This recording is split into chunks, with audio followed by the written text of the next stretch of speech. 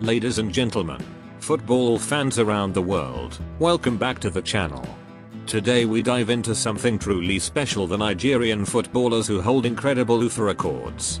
From trailblazers in the early days of the Champions League to modern day heroes breaking barriers and setting new standards, Nigeria's presence in European football is legendary. And to make this even more exciting, we'll be counting down from number 5 to number 1. With the number 1 spot reserved for one man who shook the entire continent with his brilliance in a European final. So, grab your popcorn, because this is going to be a thrilling ride through history. Let's get into it. Number 5, Yakubu Aiyegbeni, the hat-trick hero. When you hear the name Yakubu Aiyegbeni, many Nigerian fans instantly remember that painful miss at the 2010 World Cup. But long before that heartbreak, Yakubu was carving his name into European football folklore.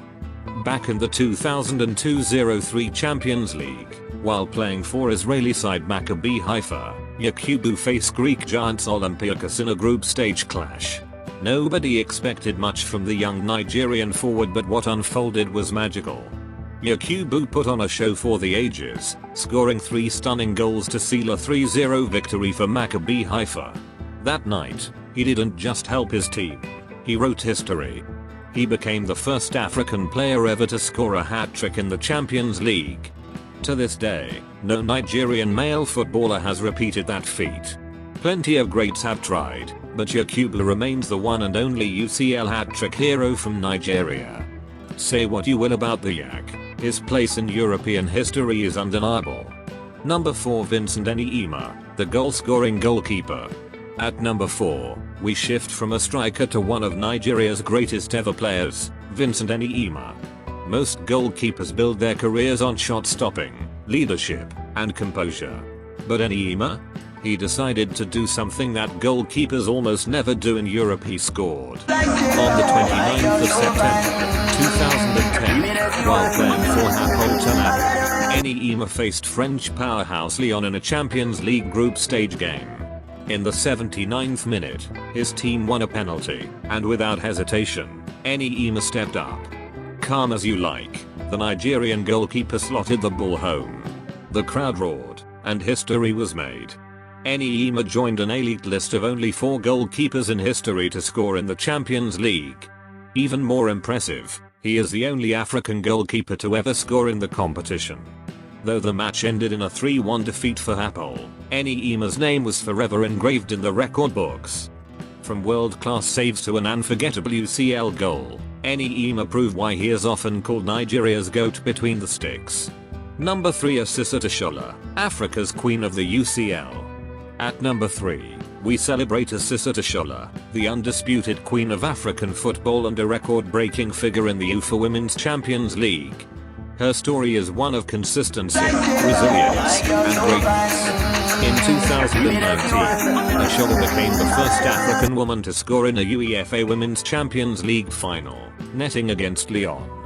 In 2021, she achieved the impossible, becoming the first African female footballer to win the UWCL, lifting the trophy with Barcelona Femení after their dominant 4-0 victory over Chelsea. She didn't stop there. In 2023 and 2024, she collected back-to-back UCL titles with Barca, cementing her legacy. By the time she left Barcelona, she had 3 UEFA Women's Champions League medals, making her the most decorated African player in UCL history, male or female, alongside Samuel Eto'o. Now playing in the United States with BFC, Oshoala may not add to her tally anytime soon, but her European chapter is already legendary. When we talk about records, dominance, and barriers broken, Asisat Oshoala is simply untouchable. Number 2, Daniel Amokachi, the first UCL goal ever. Number 2 takes us way back to the early 90s, when the Champions League was born. The date? The 25th of November, 1992. The stage? The Jan Breidel Stadium in Belgium. The European Cup had just been rebranded into the Champions League, a fresh era in football history. And on that night, a young, relatively unknown Nigerian striker made himself a legend. Playing for Club Brugge, 20-year-old Daniel Amokachi scored in the 17th minute against CSKA Moscow.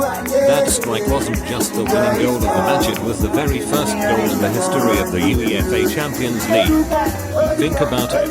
Out of all the stars who played that season, it was a Nigerian who struck first. Amokachi's name is forever etched in history books, not just as a Nigerian hero, but as a global football trailblazer. The first man to light up the competition we now consider the pinnacle of club football. And finally, at number 1, Ademola Lookman. On the 22nd of May, 2024, Th. Samuel Chukwueze the fresh spark. The newest Nigerian at Fulham, Chukwueze brought speed and flair from Villarreal. For him, the celebration was a welcome gift, a sign that he had joined not just a club, but a family that embraces culture. London is home to hundreds of thousands of Nigerians. Markets in Peckham are filled with Nigerian food, Nigerian churches thrive across boroughs, and Afrobeat concerts sell out weekly. When Fulham celebrated Nigerian independence, it spoke directly to this community. It said, "You are part of us. Your culture belongs here." For many second-generation Nigerians in England, balancing British life and Nigerian heritage can be challenging. But football acts as the bridge, and Fulham's gesture strengthened that bridge. The Premier League is filled with African talent. From Drogba at Chelsea to Salah at Liverpool, African players have shaped the league's history. But Fulham's unique role is their consistent Nigerian connection. Where other clubs celebrate individuals, Fulham celebrates Nigeria as a whole. This makes them stand out, and it explains why their Independence Day event trended across Nigerian media. What Fulham did on the 1st of October wasn't just about one day, it was about legacy. It will be remembered by players who feel valued beyond their on-pitch contributions, fans who now see Fulham as not just a Premier League club but as a cultural ally, future Nigerians who dream of playing in Europe, knowing their identity won't be lost in translation. This matters because football is more than a job. It is a stage where national pride, heritage, and belonging can be celebrated. On Nigeria's 65th Independence Day, Fulham Football Club sent a powerful message. Football belongs to culture as much as it belongs to competition. By celebrating Iwobi, Bassi, and Chukwueze, they celebrated Nigeria's place in global football and gave Nigerians worldwide a reason to smile. For Fulham, it was another chapter in their ongoing Nigerian connection. For Nigerians, it was proof that no matter where you are, the green and white flag flies high even in the heart of London. Fulham didn't just celebrate a country. They celebrated identity, unity, and the beauty of football as a bridge between